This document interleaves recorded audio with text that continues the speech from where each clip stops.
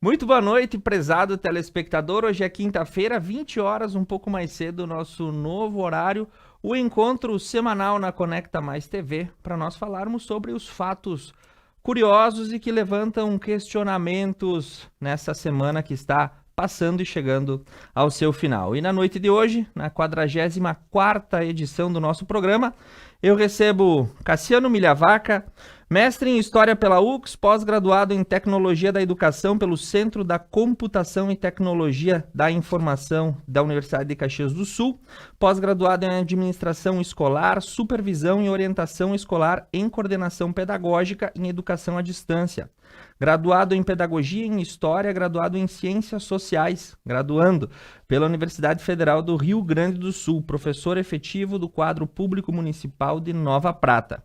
Edson Klein, graduação em Administração de Empresas, especialização em Gestão Empresarial, especialização em Gestão Estratégica, mestrado em Gestão Empresarial pela Fundação Getúlio Vargas, experiência profissional de 21 anos no Banrisul, professor da Universidade de Caxias do Sul durante 24 anos e também da Faculdade Cenecista em Bento Gonçalves, atualmente corretor de imóveis, despachante e na empresa Crisdani. Lúcia Capelari, formada em hotelaria pela Universidade de Caxias do Sul, pós-graduada em administração hoteleira pela Unicinos, supervisora técnica da unidade hoteleira do Senac em Porto Alegre, empreendedora do setor da hotelaria e do turismo, comerciante no ramo enogastronômico, leitora, plantadora de árvores, casada com o seu Jorge, mãe do Pedro Arthur e do João Paulo. Muito boa noite, prezada bancada. E o nosso primeiro assunto, né, cutucaram a onça com vara curta, dá para pensar dessa forma. O Instituto Onça Pintada, que fica no estado de Goiás, foi multado em mais de R$450 mil pelo IBAMA, o Instituto Brasileiro do Meio Ambiente. Para quem acompanhava a rotina do Instituto Onça Pintada pelas redes sociais, achava tudo bonito e harmonioso. Ficou uma dúvida. A multa que o IBAMA impôs, né, essa organização da sociedade civil de interesse público, uma forma de sociedade civil, que se comprometia publicamente em zelar pela vida animal com uma superexposição também nas redes sociais. E de outro lado, nós temos a sanção do Estado, que fez aí a autuação através dessa multa, suspendendo algumas atividades e exigindo regularizações.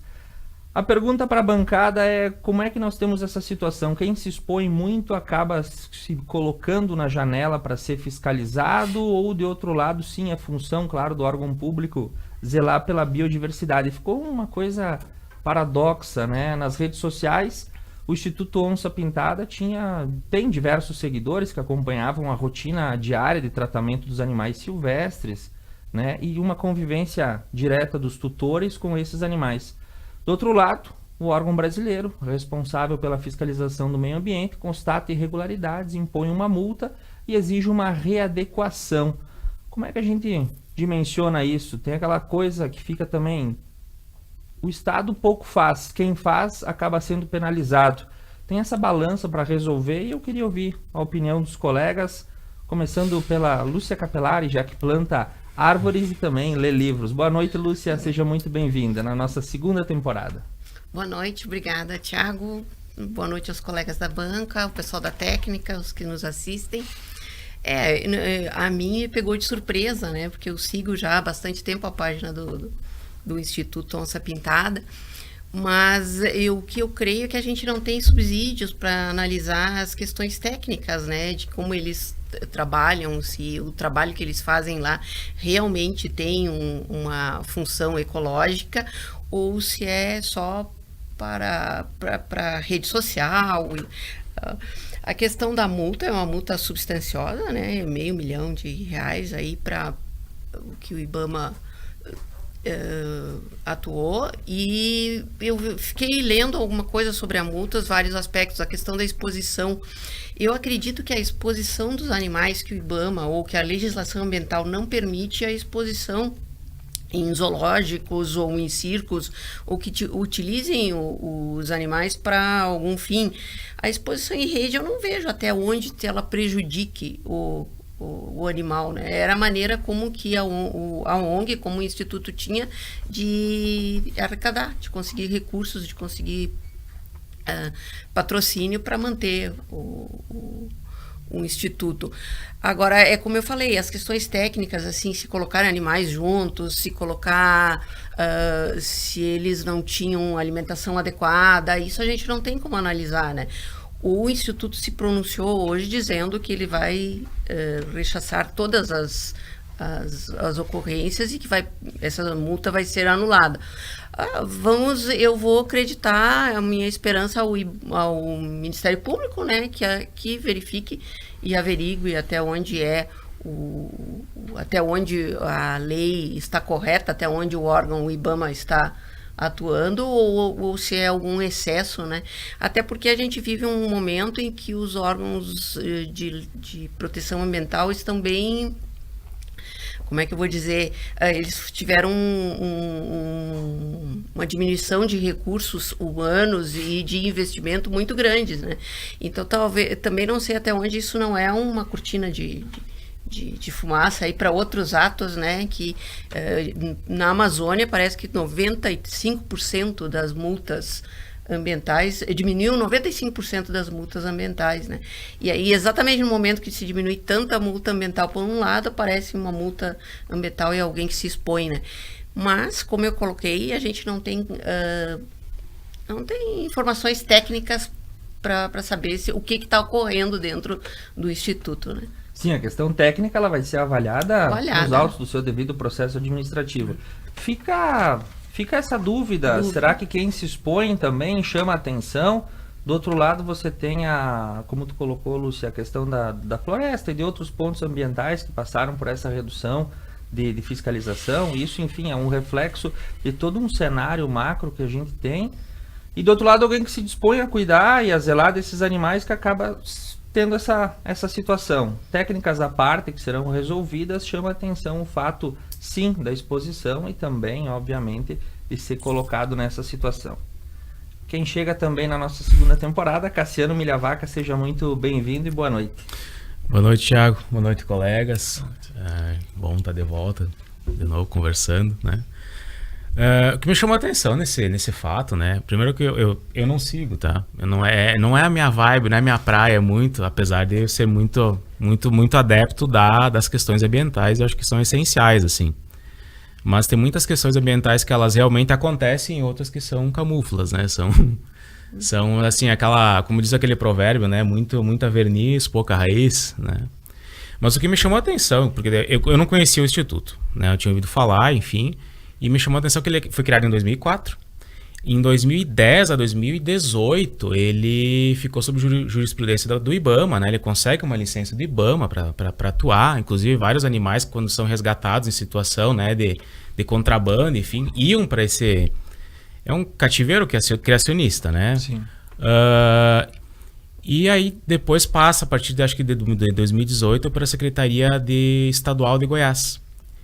E me chamou a atenção que o IBAMA não fez nenhuma menção, nenhuma colocação, não fez nenhum... Porque o IBAMA destaca que teve 72 mortes ao longo desses 7 anos, né, 8 anos. E essas mortes não aconteceram tudo em 2018, 19, 20, 21, 22. Elas vieram acontecendo desde 2010.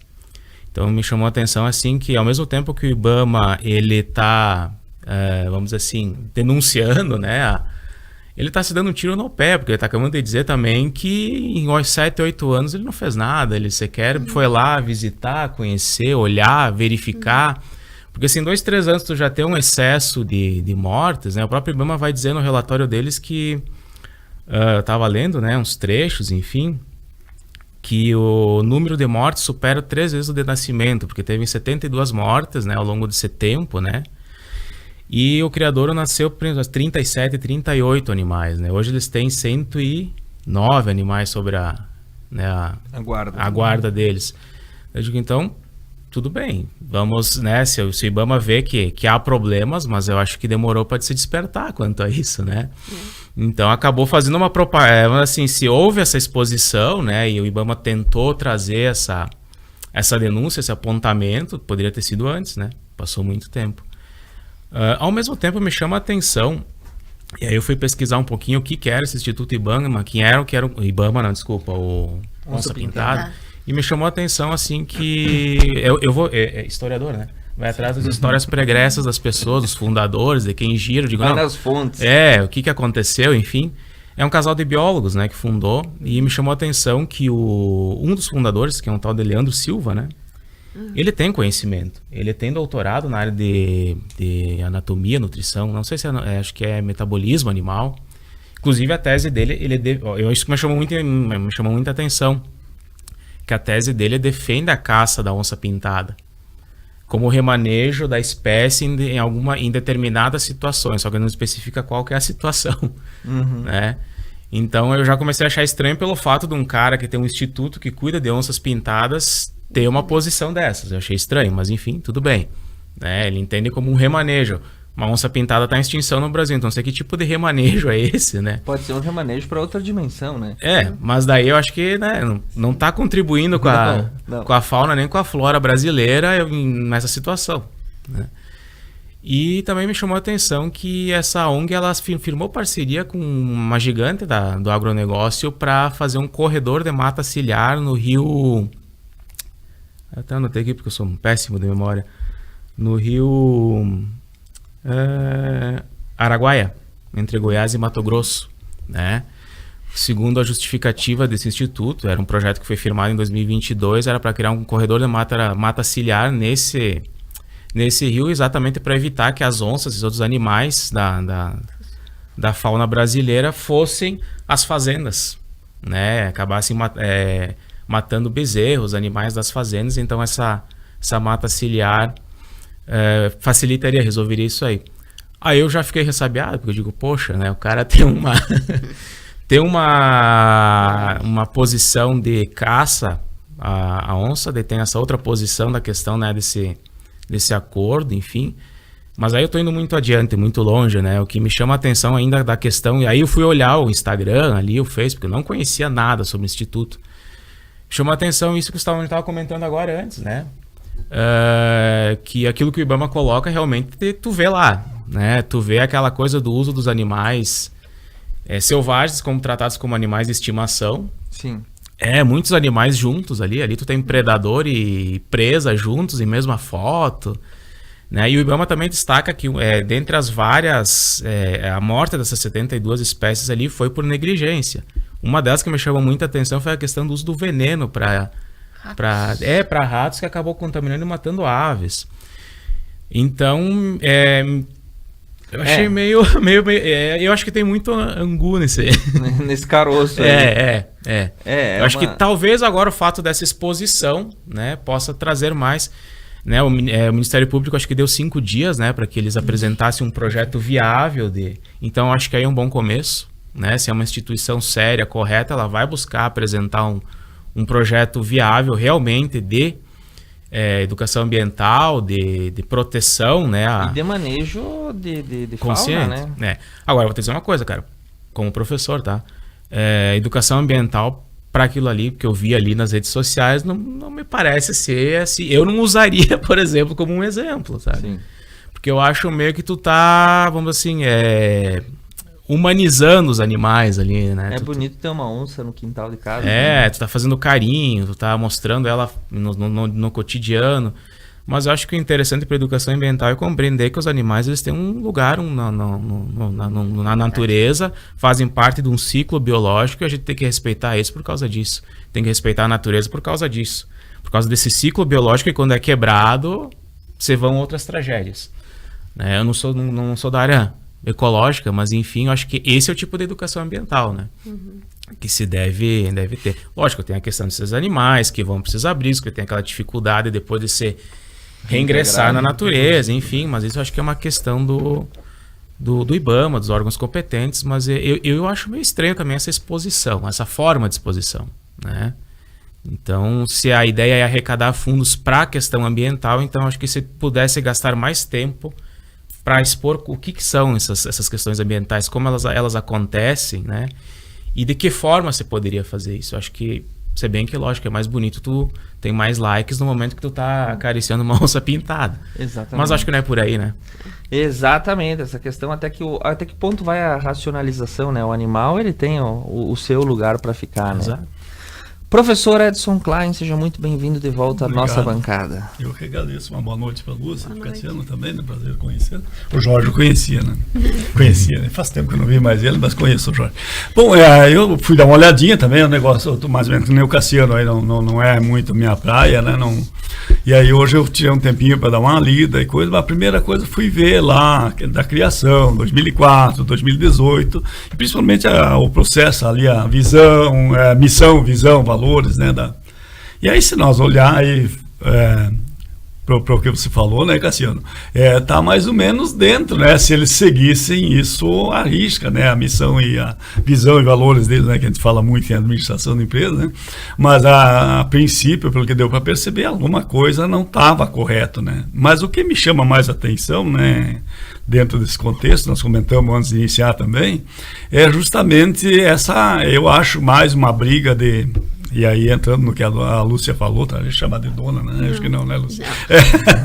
É o que a Lúcia falou. Tem tanta coisa acontecendo, de repente pode ser uma cortina de fumaça, né? Porque você não vê uma razão assim muito, tirando as mortes ali naturalmente, alguns aspectos que eu não entendo mesmo, né? Alguma coisa para encobrir todo esse outro lado, né? Acho que foi segunda-feira, ou terça, não me lembro, mas foi o dia que mais queimadas teve na Amazônia, e assim por diante, né? Então você vai pelo menos pulverizando isso na mídia, né? Para não ficar focado só na Amazônia, né? Que é um negócio. Então, e aí nós estamos também, outro fator aí, estamos num momento político, e essa briga é feia, né? A gente sabe como é que são esses dois extremos, né? Para dizer extremos, né? E um defende, o outro é contra, o contra não radical, agora está mudando um pouquinho, né? Mas então a gente tem que estar olhando esses aspectos. Mas olhando para os bichos, que eu nasci no meio do mato, gosto de ir para o mato todo fim de semana, quando eu posso, né? Não tem nenhuma onça lá? Não, professor? Tem lá, não, eu vejo de vez em quando algum veadinho, coati, e capivara tem de monte, né? Capivara tem. E uma coisa que me chamou a atenção aí na beira do... Abre um Instagram, hein? Na beira do Rio das Antas, o que me chamou a atenção, assim, quando eu comecei a ir lá naquele acampamento que eu vou, não se via muito passarinho, e agora tem bastante, não sei se o pessoal parou de caçar, né? Mas de qualquer forma, mas vamos voltar para a onça pintada, né? que é o que nós estamos... conversando, né, sem deixar de lado a importância, o Cassiano falou, né, de nós preservar, educar pessoas. As minhas netas gostam de ir lá na selva, né, ter um acampamentinho, foguinho de chão, lá elas ficam toda empolgada, né, com a selva, né. Então é importante a gente preservar para as próximas gerações, né. Eu sou do tempo que... Não estou me chamando de idoso de novo, né? Experiente. Que a gente ia para Foz do Iguaçu e atravessava o Parque Nacional ali, né? Tu ia, não sei se alguém de vocês pegou esse... E a gente ia com medo de carro, sozinho. Eu me lembro a última vez que eu fui, acho que foi em 99, eu e minha esposa, e a gente tinha medo, onça e coisa, né? Mas era tão legal aquilo, tu andar quilômetros e quilômetros, é só mato, né? Tu andar no meio da floresta mesmo, né? Uma estrada de chão e tudo, né? Até que eles resolveram fechar. Então eu vejo assim, né? Como mais um barulho aí, de repente, para encobrir alguma coisa, do que algum negócio mais concreto. Se tem alguma coisa errada, com certeza, aí nesses 5 dias, aí eu estava vendo, o que eu acho que o que você viu, também vi hoje, né, Cassiano, que eles estão lá já providenciando a defesa, ou não sei qual é o termo que se usa, né, e até amanhã ou segunda-feira a gente vai ver realmente o que aconteceu, né, o que tem para fazer, o que tem de errado e por aí fora, né. A superexposição, bem.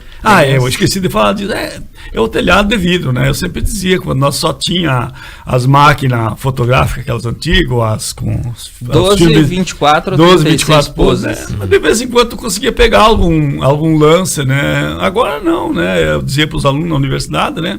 O nosso telhado está cada vez mais cristalino, um vidrozinho, né?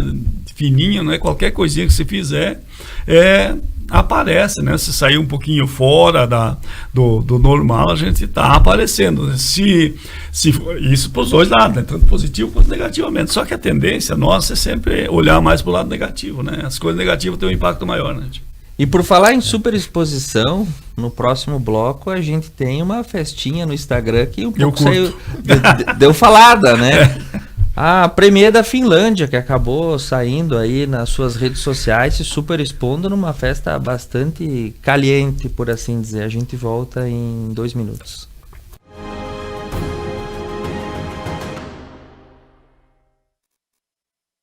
Espanhol Materiais de Construção.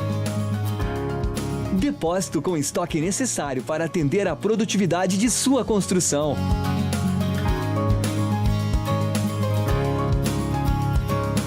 Entrega própria em toda a região, com garantia de ritmo para sua obra. Qualidade, simplicidade e bom atendimento é no Espanhol Materiais de Construção.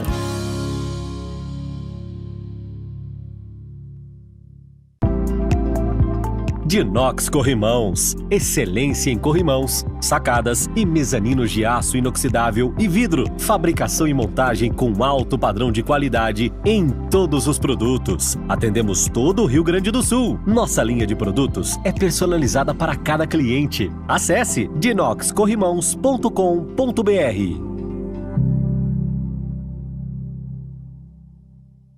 GB Vidros, a melhor opção para envidraçamento moderno de sacada retráteis. Aqui sua obra fica completa. Painéis de espelho, acabamentos exclusivos, box de lançamento e vidros especiais. E para sua segurança, redes de proteção timbradas e selada com a certificação do Inmetro. GB Vidros, pontualidade e satisfação.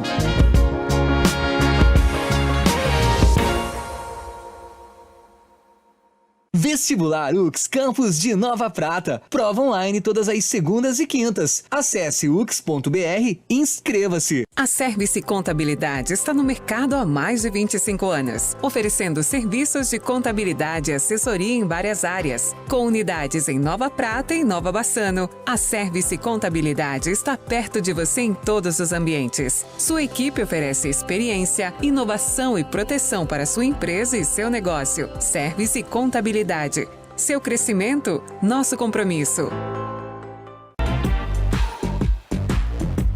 Pneus Delinte é tranquilidade em rodar, pois a qualidade traz toda a segurança que você precisa. Delinte protege. Tem como benefícios 6 meses ou 10 mil quilômetros de garantia para cortes, furos e bolhas. Pneus Delinte protege você encontra na Tana Roda Pneus em Nova Prata, o auto center mais completo da região. Há mais de 10 anos atuando em Nova Prata, a Clínica ProStar conta com atendimento completo e humanizado. Atuamos nas áreas de metabolismo, doenças da tireoide, diabetes, hipertensão e obesidade. Para nós, 2 coisas vêm em primeiro lugar: o respeito ao paciente e aos métodos científicos. Clínica ProStar, Rua Cônego Pérez, 698, no centro de Nova Prata. A Oriplanta carrega valores de raiz. De quem planta e sempre praticou o bem ao próximo, por nosso cliente. E assim continuamos nossa caminhada. Com base em quem sempre nos deu exemplo. Oriplanta, cultivando valores para servir.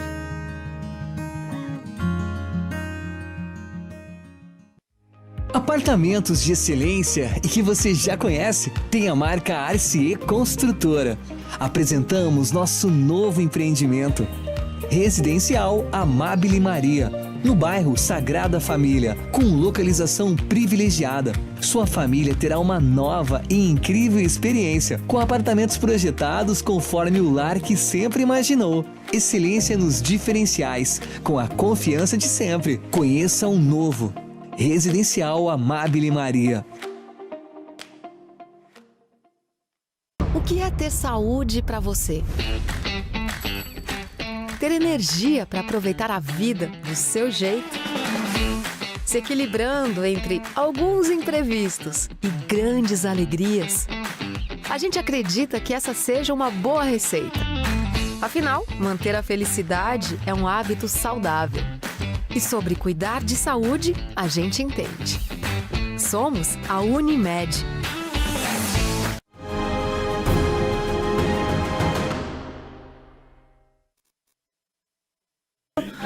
E venha a nós o vosso reino, porque a gente chegou aqui para falar agora no nosso segundo bloco sobre uma festa de arromba.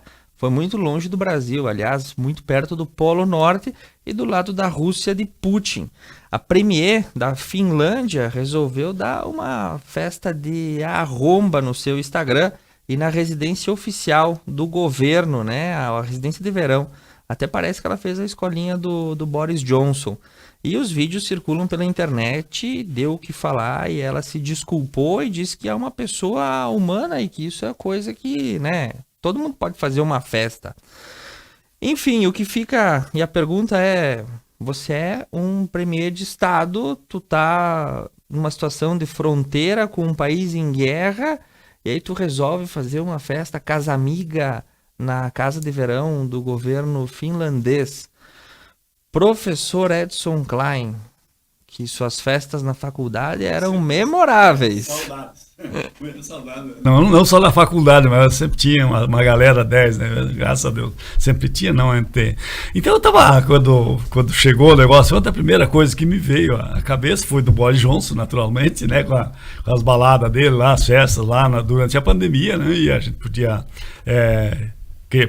devia questionar mesmo, porque tinha lockdown, né, e eles podiam fazer festa, então é um negócio maluco também, né.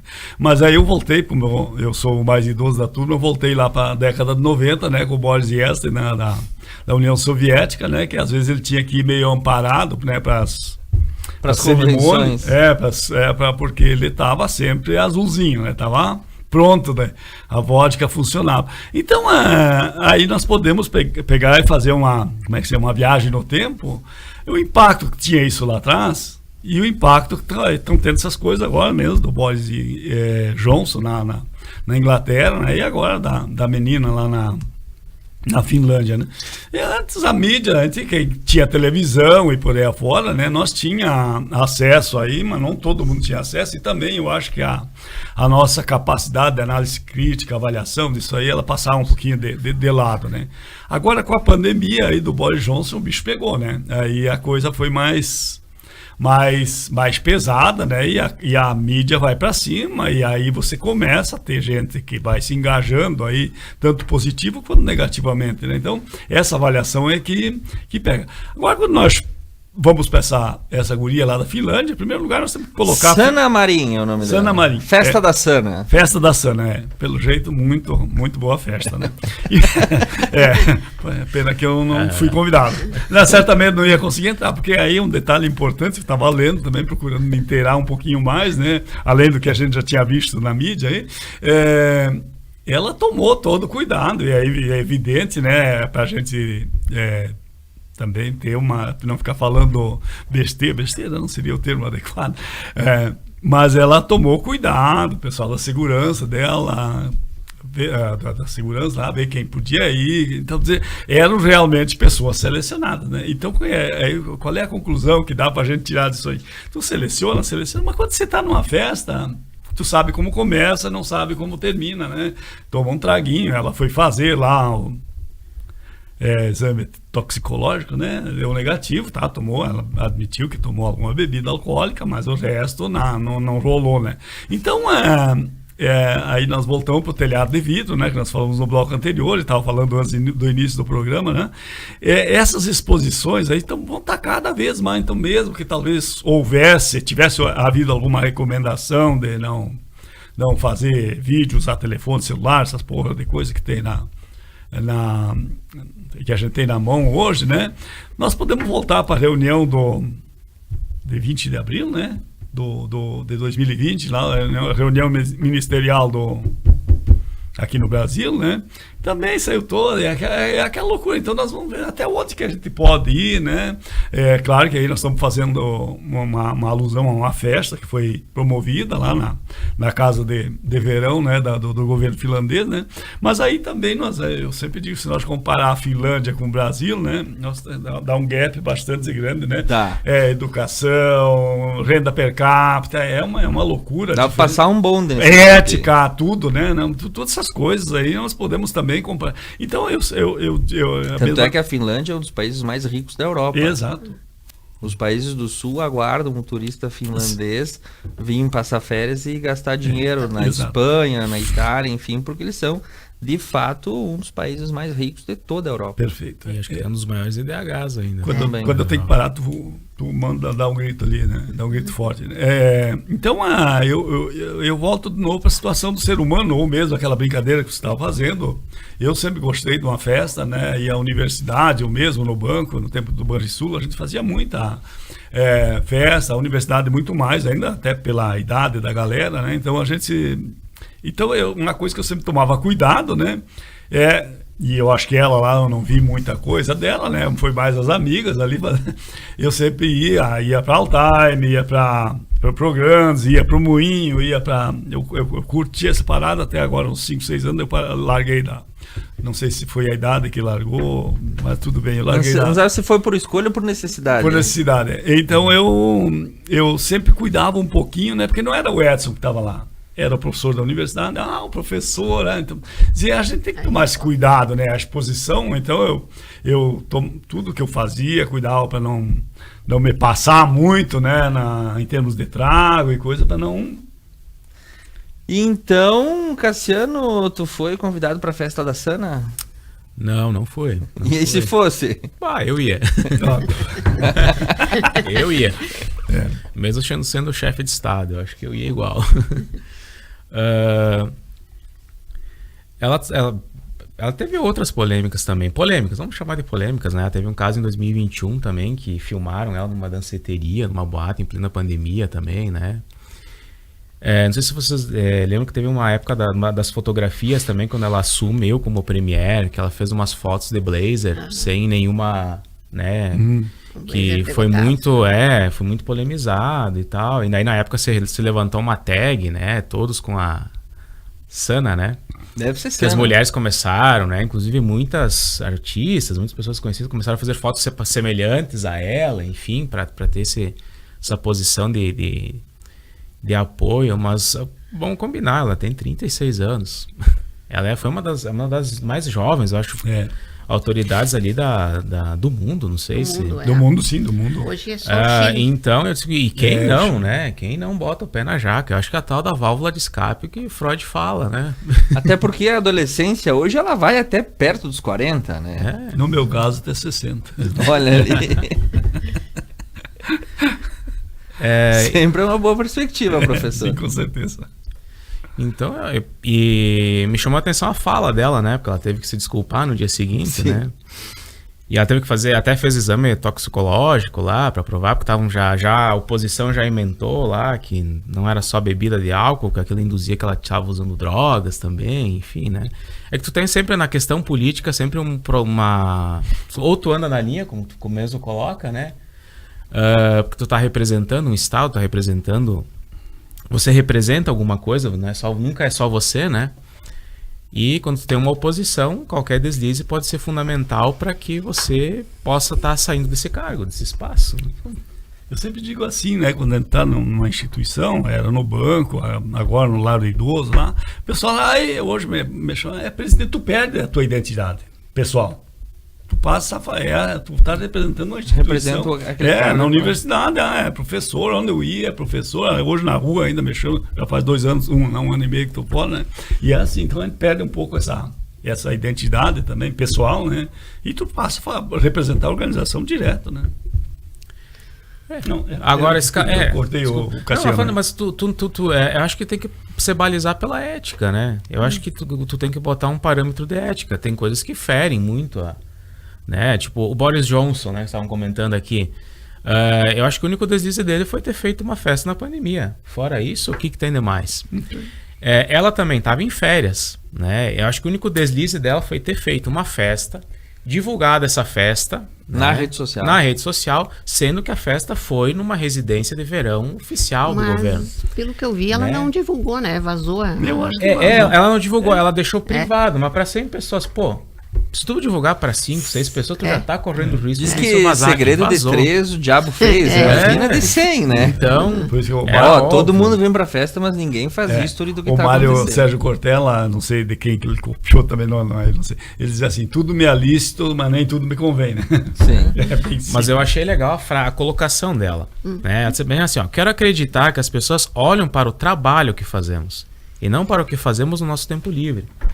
Então eu acho bem interessante. Eu concordo com ela, sabe? Sabe que a gente tá mais preocupado assim, com a vida pessoal, né, do que com os resultados que uma autoridade, que uma governante né, pode trazer. Sabe que a gente não tá daqui a pouco criticando a pessoa pela estar fazendo uma festa, tá relaxando um pouco e deixando de lado e criticar daqui a pouco o que realmente é importante, o que importa, que é um plano de governo, que é um projeto de nação, né?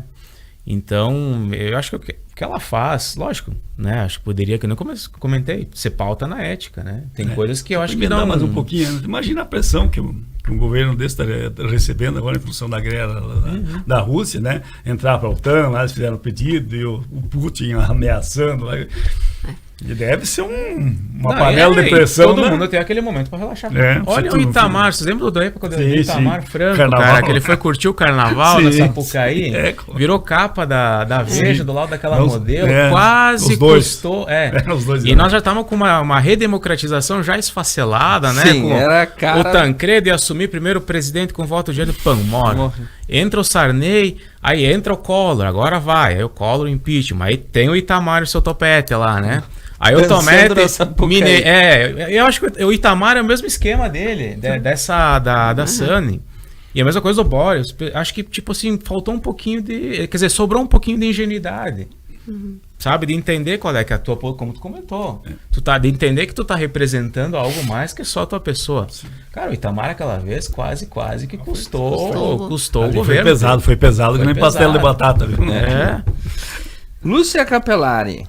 Do lado da Rússia, de Vladimir Putin, a gente faz uma festa. Como é que fica essa situação um pouco entroncada? Tu tem um jogo político, tu tem pressões, tu tem atores que se demonstram bastante convictos do que vão fazer, e o teu país no meio dessa guirlanda toda, e tu faz essa festa. Eu acho, na posição que ela tá, eu acho muito temerário, porque você demonstra uma situação, tudo bem, estão olhando para o nosso trabalho, estão olhando o que a gente está fazendo.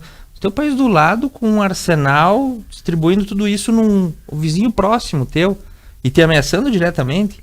Então isso me deixa um pouco mais contestado com a postura, apesar de poder fazer e poder. Você tá com um estado em guerra logo ao teu lado e te degladiando ameaças abertamente. Tu tá querendo entrar numa aliança militar para se sentir protegido. E aí você aparece fazendo uma festa, loqueando com as amigas na residência de verão. Me chamou a atenção e, do meu ponto de vista, achei inapropriado nesse momento, nesse cenário, nessa conjectura que toda aquela região tá. Mas enfim, Lúcia. Eu concordo que é um momento que a Finlândia e a região ali passa, é bem crítico, né? Mas eu adoro os países nórdicos, eu sou apaixonada pelo estilo de vida, pela política deles, pelo estado de bem-estar social, pela forma como que eles tratam a política, a forma como eles tratam a sociedade.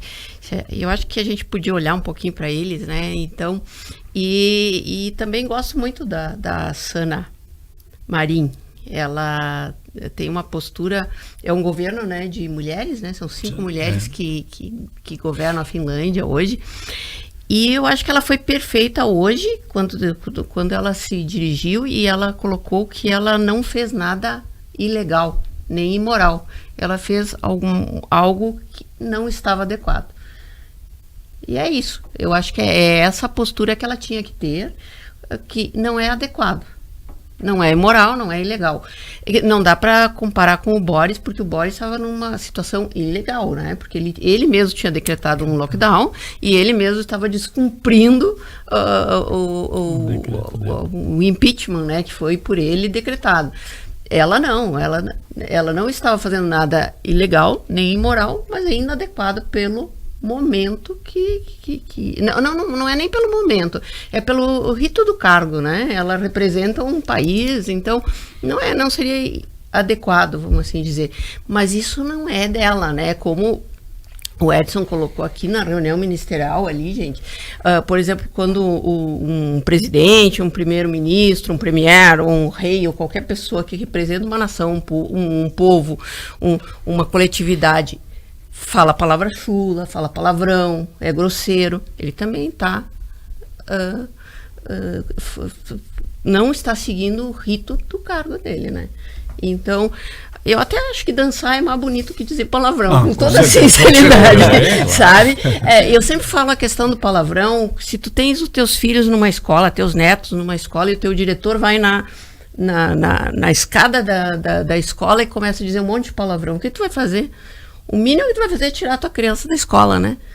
Ou tu vai tomar alguma, né? Então eu acho que essa postura tu tens que ter uma postura digna do que tu representa, né? Então é isso. Eu acho que ela não precisava, né? Não precisava se expor e era uma posição inadequada. Não é imoral nem ilegal, só inadequada. Será que não é que nem aquela música do Roberto Carlos, é ilegal, imoral, engorda? Mais ou menos. Mas quando hoje ela se coloca dessa forma, e eu acho que a questão do exame toxicológico foi um excesso, com toda sinceridade. Como é que tu pode deduzir que uma pessoa usou droga para uma festa? As imagens que aparecem é uma festa, como a maioria de nós já participou, né? Então eu achei o pedido do exame toxicológico um excesso, mas ela se prontificou, fez e tá tudo certo, né? Então toca o barco. Agora ela tem que se dedicar ao Atlântico Norte, lá, à OTAN e as questões que são bem mais pesadas do que Sabe, eu tava pensando agora aqui também, tipo, uma autoridade, tu comentou da questão de momentos delicados. Eu estava pensando agora, cara, que momento que uma autoridade, um representante máximo do país consegue não ter um momento, numa vibe que não tenha uma situação delicada. É verdade. Por isso, sabe, eu fico pensando nos nossos presidentes aqui, né? Eu me coloquei, quando aconteceu, a primeira coisa que eu me coloquei foi na pele dela. Eu disse, meu Deus. As sujeições que o cargo traz. Nós exato. Vamos para um breve intervalo comercial. E na sequência vamos falar de que no peito bate um coração, mas é o coração de Dom Pedro I que retorna ao Brasil. O que isso afinal significa? Em 3 minutos nós estamos de volta.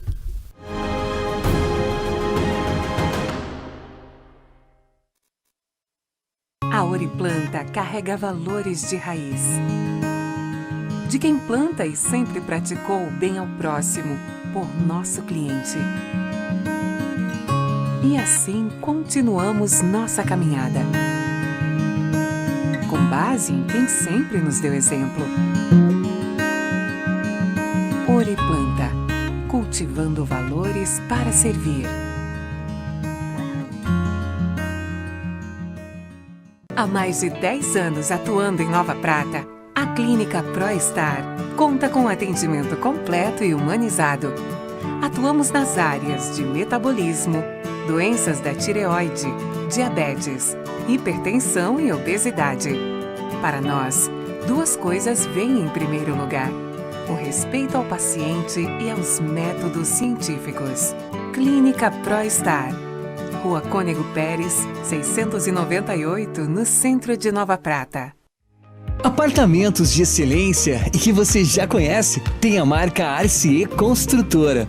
Apresentamos nosso novo empreendimento, Residencial Amabile Maria, no bairro Sagrada Família, com localização privilegiada. Sua família terá uma nova e incrível experiência, com apartamentos projetados conforme o lar que sempre imaginou. Excelência nos diferenciais, com a confiança de sempre. Conheça um novo Residencial Amabile Maria.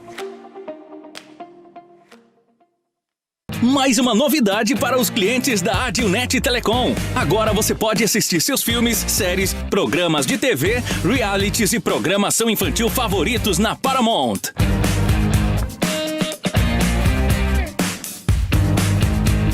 Na Paramount+, Tudo isso com o melhor dos canais Nickelodeon, MTV, Comedy Central, Paramount Network e filmes e séries dos melhores estúdios. Acesse gratuitamente todo o conteúdo pelo seu smartphone, tablet ou navegador. O aplicativo está disponível no Google Play e App Store do seu smartphone ou tablet. Abra o aplicativo e clique em iniciar. Depois, clique na opção Outras Operadoras. Na tela seguinte, selecione a Dilnet e entre com seus dados de acesso, os mesmos que usa para a central do assinante. Pronto!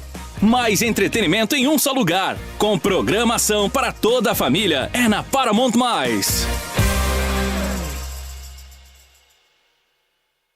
O que é ter saúde para você? Ter energia para aproveitar a vida do seu jeito? Se equilibrando entre alguns imprevistos e grandes alegrias? A gente acredita que essa seja uma boa receita. Afinal, manter a felicidade é um hábito saudável. E sobre cuidar de saúde, a gente entende. Somos a Unimed. Dinox Corrimãos, excelência em corrimãos, sacadas e mezaninos de aço inoxidável e vidro. Fabricação e montagem com alto padrão de qualidade em todos os produtos. Atendemos todo o Rio Grande do Sul. Nossa linha de produtos é personalizada para cada cliente. Acesse dinoxcorrimãos.com.br. Espanhol Materiais de Construção. Depósito com estoque necessário para atender a produtividade de sua construção.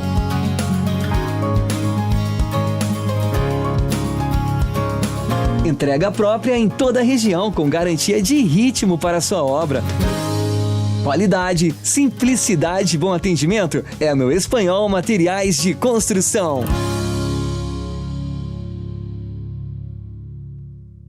Vestibular UX Campus de Nova Prata. Prova online todas as segundas e quintas. Acesse ux.br e inscreva-se. GB Vidros, a melhor opção para envidraçamento moderno de sacada retráteis. Aqui sua obra fica completa. Painéis de espelho, acabamentos exclusivos, box de lançamento e vidros especiais. E para a sua segurança, redes de proteção timbradas e selada com a certificação do Inmetro. GB Vidros, pontualidade e satisfação.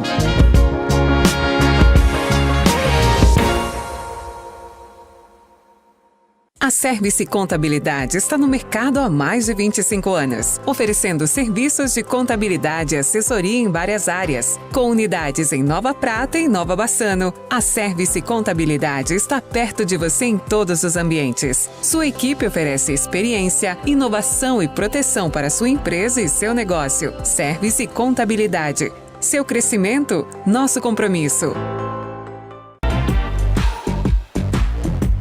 Pneus Delinte é tranquilidade em rodar, pois a qualidade traz toda a segurança que você precisa. Delinte Protege tem como benefícios 6 meses ou 10 mil quilômetros de garantia para cortes, furos e bolhas. Pneus Delinte Protege você encontra na Tana Roda Pneus em Nova Prata, o auto center mais completo da região.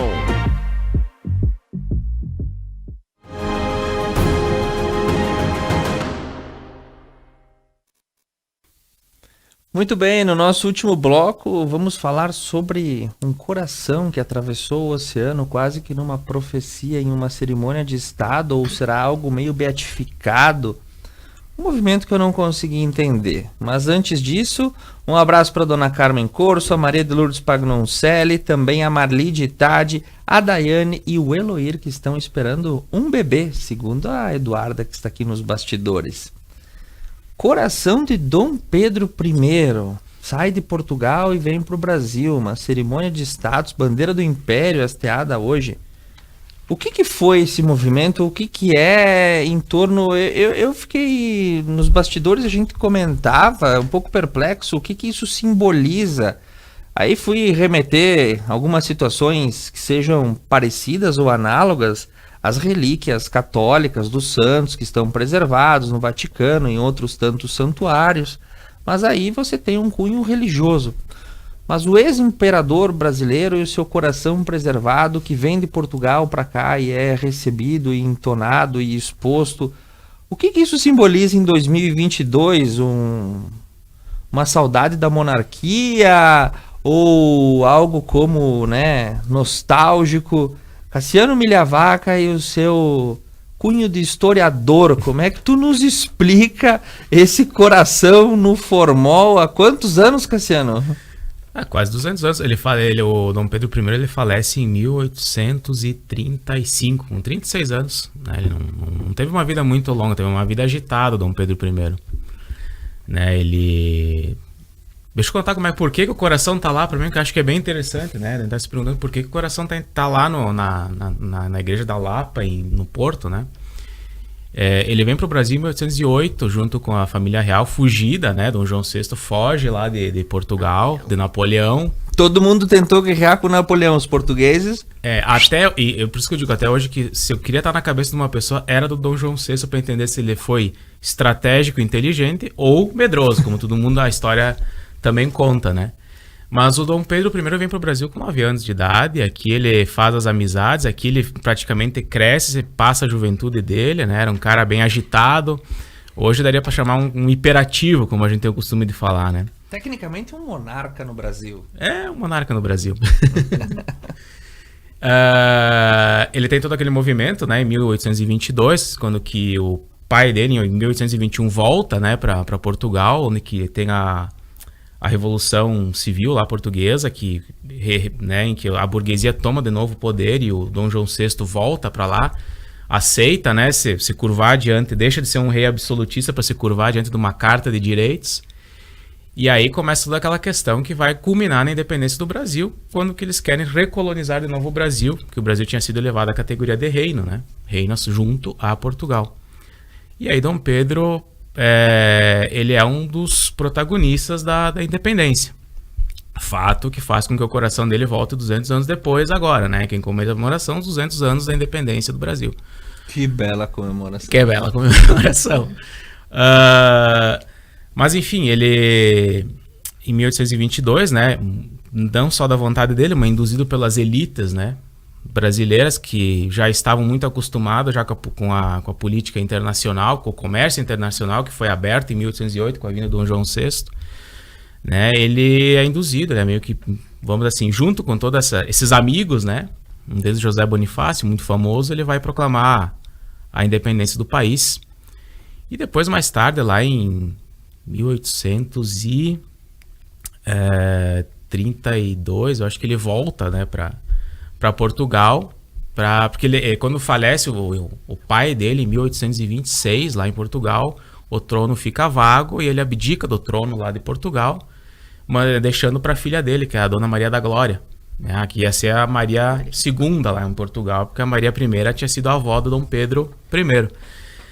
E aí só que a Dona Maria II, para se tornar a rainha, ela vai ter que casar com o tio, que é o Dom Miguel. Olha que família louca, né? Casa ali com o tio. Casa com o tio para poder garantir o trono. Dom Miguel resolve se tornar um rei absolutista, centralizar todos os poderes. Aí Dom Pedro I aproveita a deixa, né, para ir para Portugal, para junto com os liberais, né, reconquistar o trono e abdicar em nome da filha dele. Mas enfim, quando ele está nessa estada ali em Portugal, né, ele fica na cidade de Porto, onde ele ficou uns 2-3 anos sitiados, né, e ele teria dito no testamento que o desejo dele, né, era que o coração ficasse em Porto, né, na cidade de Porto. E a igreja da Lapa, ali em Porto, né, era onde que ele, nesse tempo que ele estava sitiado, ele ia para missa, né, então acabou se optando por que ficasse ali, né, então, na igreja. E o resto do corpo foi para Lisboa, para o mosteiro, né? Que é onde está toda a dinastia Bragança. Mas o corpo dele veio para o Brasil, tá? Ele já está aqui em 1972, numa iniciativa da ditadura militar do Médici, né? Até estava comentando, né, agora sobre o episódio, enfim, do mausoléu que foi construído para receber os restos mortais dele, que diz que tem 2 tumbas nesse mosteiro que estão vazias, que é a do Dom Pedro I e Dom Pedro II. Ambos estão com os restos mortais enterrados aqui no Brasil. Mas o coração ficou. E agora veio o coração. Ele veio só de passagem? Veio emprestado até as comemorações do dia 7, porque dia 9 ele volta, né? Mas que coisa. Mas eu, agora respondendo a pergunta, depois de toda essa celeuma, enfim, né? Até para entender o porquê que o coração tá lá e o porquê que eu acho, assim, eu particularmente, eu acho assim uma monstruosidade fazer isso com o coração do cara, né? A própria igreja ali da Lapa, ali em Porto, aceitou o coração dele, né? Como única morada dele, mas estava bem reservado, bem guardado numa pedra, enfim, protegido, né? Que a gente tava comentando antes aqui, né? Digo, fica mais bonito que os olhos não veem, o coração não sente, né? Literalmente.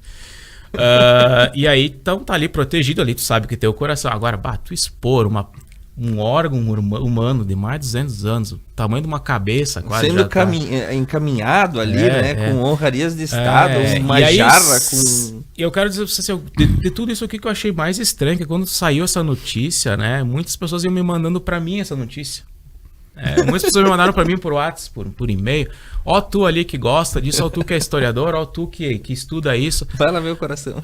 Olha isso e tal. Eu digo, mas que estranho, né? Eu digo, só quer dizer que só interessa pra quem estuda história, né? Então, tipo, o coração tá chegando, mas ninguém tá sequer entendendo o porquê. Quem era Dom Pedro I, acho, pra começar a história. Sim.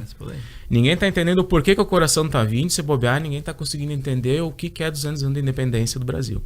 Onde que isso tudo começou. E aí eu me lembrei de um quando que eu recebia isso, né? Fiquei recebendo e fiquei me perguntando, tá, mas por que, né, que as pessoas não param e olham pra elas mesmo e digam, mas essa notícia também é pra mim, porque eu sou brasileiro? Por que que esse coração tá voltando? A cargas d'água do porquê que ele tá de volta no Brasil, né?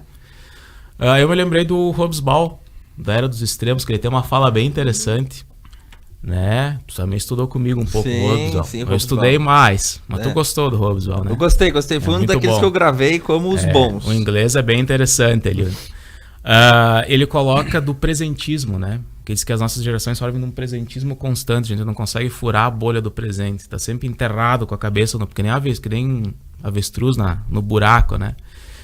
E ele diz que isso é muito nocivo. E eu acho que quando eu vejo pessoas achando que não é problema delas isso aí, que é só uma notícia interessante, e outras, tipo, transformando esse evento numa questão de Estado, meio que acéfala, assim, sem ter um mínimo de compreensão do que está acontecendo, como tu falou, com o hasteamento de bandeiras, perde muito sentido. Então, assim, eu vou dizer, eu fiquei, quando que deu essa notícia, né, eu fiquei na esperança de daqui a pouco abrirem debates no Brasil, discussões, conversas sobre quem era Dom Pedro I. Sim. E eu não vi isso, eu acho que a gente o meu medo é esse presentismo constante. Inclusive, como fala Hobsbawm, né, tem um trecho dele do livro A Era dos Extremos que eu acho bem interessante. Ele diz bem assim que, né, as pessoas, né, isso que ele fala lá em 1994, parece que cada vez mais crescente agora, principalmente com as redes sociais, né, que as pessoas crescem numa espécie de presente contínuo, sem qualquer relação orgânica com o passado público da época em que viveram. Ou seja, se dissociam disso, né, se dissolvem disso. E aí o coração de Dom Pedro vem e aí todo mundo acha interessante e era isso, né? Então... Ou assunto para historiador. Ou é assunto para historiador. Então eu digo assim, ó, gente, vamos aproveitar que tá ali o coração, que não tá nem um pouco bonito de ver. Se perguntaram onde vocês iam ver, né? Eu digo, eu vou, mas eu acho que isso para exposição pública não é legal. Mas vamos aproveitar a situação, eu digo, vamos tentar entender o que aconteceu com Dom Pedro I, né? E discutir um pouco como é que foi esse processo de independência que praticamente construiu, né, transformou o país num país que nós estávamos discutindo agora, né? Falando que, como diria o Sérgio Buarque de Holanda, né, parece que os brasileiros estão sempre de passagem, eles nunca olham para o Brasil como um país onde eles estão morando, né? Eles nunca olham para o país como um lugar onde que eles têm que se preocupar em desenvolver esse espaço, em produzir, né? Eles estão sempre com a intenção de um dia melhorar de vida, como diria o Sérgio Buarque de Holanda, né? E vazar daqui. E ir embora. Né? Que nem o coração do Dom Pedro I, né? Que passou as comemorações ali, o dia 9 ele tá indo embora. Tá indo embora. Eu tava comentando, eu acho o máximo, tipo, toda essa questão, essa pompa de Estado, enfim, né? Nossa, lógico aviões da FAB... Exército, trompetas... É um pouco de exagero, enfim, mas tudo bem, eu digo que isso gera discussão, que não morra ali nessa simples pompa, nessa simples curiosidade de daqui a pouco Tá lá em exposição o coração de Dom Pedro I, e os interessados vão lá ver só para ver um órgão humano, sei lá, no formal de 200 anos, e era isso, sabe? Isso que me assusta o presentismo do Hobsbawm, entendeu? O que me assusta é as pessoas viverem nesse presentismo e não olhar para essas coisas com um pouco mais aquém. Até para se questionar isso que a gente estava se questionando agora, achar estranho. Achar estranho, né? Lúcia Capelari, o coração de Dom Pedro bate o coração, arrebenta de uma vez, que essa noite é nossa primeira vez. De Zezé de Camargo até o Antigo Império. É um pouco bizarro, sim, né?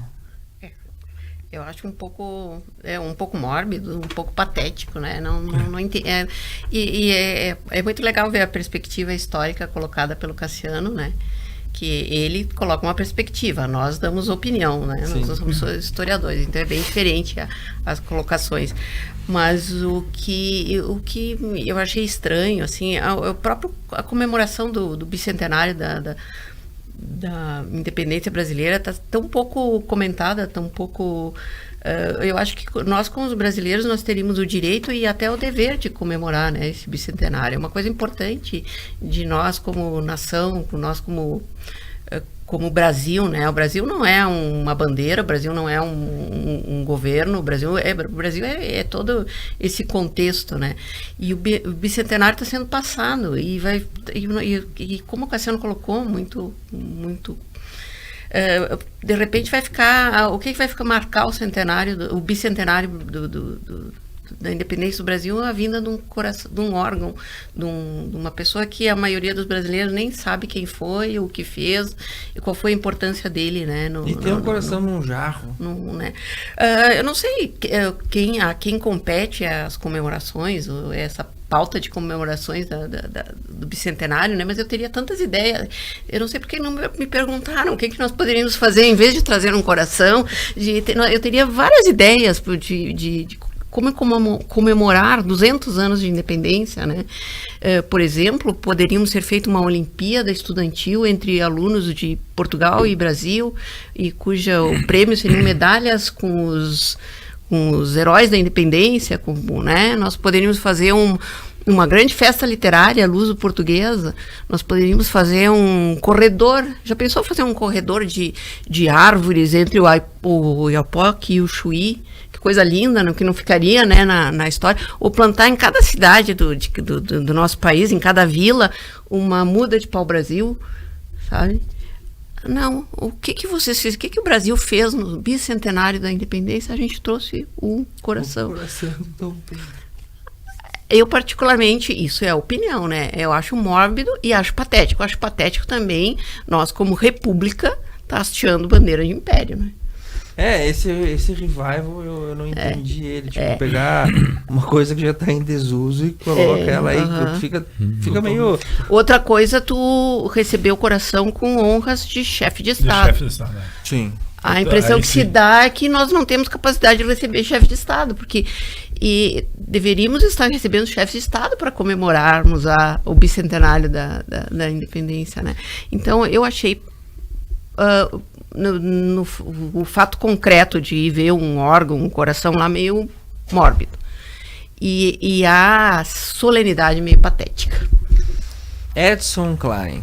Bom, eu vejo assim pelo simbolismo da data, quem foi para quartel, marchou, acompanha, eu curto muito essa parada de patriotismo e coisa. Só que eu vejo assim, concordando plenamente com o Cassiano e a Lúcia, isso aí não foi trabalhado de uma forma adequada, com criança, tudo nas escolas. Então, nosso problema é educação. Então, o pessoal está fazendo uma pompa ali, desse momento, com o coração, né? Mas sem dar todo aquele preâmbulo ali para as pessoas ter pelo menos uma percepção, né? Pergunta para a criançada, vou perguntar para minha neta o que eles falaram na escola, ela tem 8 anos, né? Se falar alguma coisa, né? E para ver o que falaram, né? Ela gosta de contar o que se passa na escola, né? Porque é aquilo que você fala, não tem por que nós está fazendo tudo isso aí, não vamos falar nem no custo, né? Mas eu sempre digo, Eu acho que é falta de criatividade, né? Depois do que eu ouvi que a Lúcia falou, falta de criatividade dos nossos governantes. Ou uma criatividade absurda de alguém que teve essa ideia genial. bota. Você sabe Ideia quem de teve a Jerico ideia? mesmo. Os 200 anos, Mas- o que a gente vai fazer se fosse trazer o coração que tá lá na igreja de Mas quem? a ideia, tu sabe... Da Lapa, Lapa. em Porto. A ideia Serra da é Lapa, da... em Porto. Quem Não deu Serra a da Lapa. ideia foi a médica, a japonesa. Ah, nós temos o... Sim. Tem uma ideia. Tem Tem o um pai a dele, idealizador. médica A mãe da não, cloroquina lá, Sim, que sim, defendia eu- não Kabushi lembro o nome dela. Yamaguchi? Isso. Isso. Essa que deu a brilhante ideia de trazer o coração. Tá explicado. Tá. Tá bem explicado. É bom saber que tem o pai dessa criança. Tem o pai da criança. Ô, né? mas é uma sacanagem, porque ele deixou claro que ele queria estar lá, né? Ele queria estar lá. Sim. Ele queria estar lá. Ah, fora isso, né? Né? Ele queria estar entre os seus. Ele deixou bem claro no testamento. Aí depois a gente tem problemas políticos e não presta atenção na consequência kármica. Daqui a pouco tá incomodando o corpo do Dom Pedro I e aí nossos arranjos institucionais não se desenvolvem porque ele continua ali incomodando. É um fantasma incomodado. É, É exatamente. um fantasma incomodado. Ele queria simplicidade, ele não queria nada. Por isso que eu digo, se ele estivesse olhando para tudo isso, ele ia ficar muito estranhado, até Muito. ele. Né? Ele ia dizer, lembra aquele país que vocês queriam fazer a independência? Sim, deu errado. Muito Não, nem bem. deu errado. Acho que o que dá errado é essas ideias esdrúxulas. Né? Sim. Ah, eu sempre digo, tem tanta coisa boa. É, né? eu digo, Eu acho que daqui a Nossa pouco o que Senhora. falta é consultar agora a mais Lúcia- ideias. a É Lúcia abrir a descreveu cabeça uma pra meia mais dúzia de ideias, ideias. é. Não tinha passado na minha cabeça, Lúcia. Mas... Tem muito Puta mais. que eu pariu. Com a riqueza que tem um país do tamanho de um pode falar. continente. Sim, então é um país com uma das maiores orlas marítimas do mundo. Sim. Tu tem uma generalidade, uma formação cosmopolita. Todos os países do mundo transitam Cultural. aqui dentro. Então Cultural. tu dá pra fazer, que nem vai fazer chover. Meu Deus. Se quisesse. Com certeza. Mas aí a gente vai Isso lá. só completando sobre o Sesc Centenário, eu não lembro, porque eu era muito pequena, mas eu vi numas revistas antigas, numas revistas Cruzeiro, sobre muito comentado o Sesc Centenário, foi muito badalado né? E hoje eu vejo o Bicentenário passando batido. Não, assim, mas acho né? que essa própria ideia, eu não ouvi falar muito, ou eu não prestei atenção, não sei se o pessoal, há quanto tempo o pessoal vem falando disso aí? Do coração. Eu vi o coração chegando essa semana de Não, avião eu da também FAB. não ouvi nada também. Não, mas teve Teve. teve matéria no Fantástico, teve Jornal não, Nacional, aí, teve nossa, bastante eu também vinculação não. na mídia, assim, sobre, né? Interessante que todas as reportagens, todas elas tiveram que contextualizar, dizer quem era Dom Pedro I, né? Para o pessoal não confundir. Pra pessoa né? daqui a pouco não entender nem o que estava acontecendo ali, né? Muito bem, corações à parte, eu agradeço profundamente a bancada dessa noite. Nós, Cassiano, Edson, Obrigado. Lúcia, nós de toda a equipe, a Duda e o Fabiano, agradecemos também ao nosso Obrigada. telespectador. Nós voltamos quinta-feira que vem, às 20 horas, com os principais fatos da semana, para debater aqui com muito coração, né? Com certeza. Muito boa noite. Boa noite. Boa noite.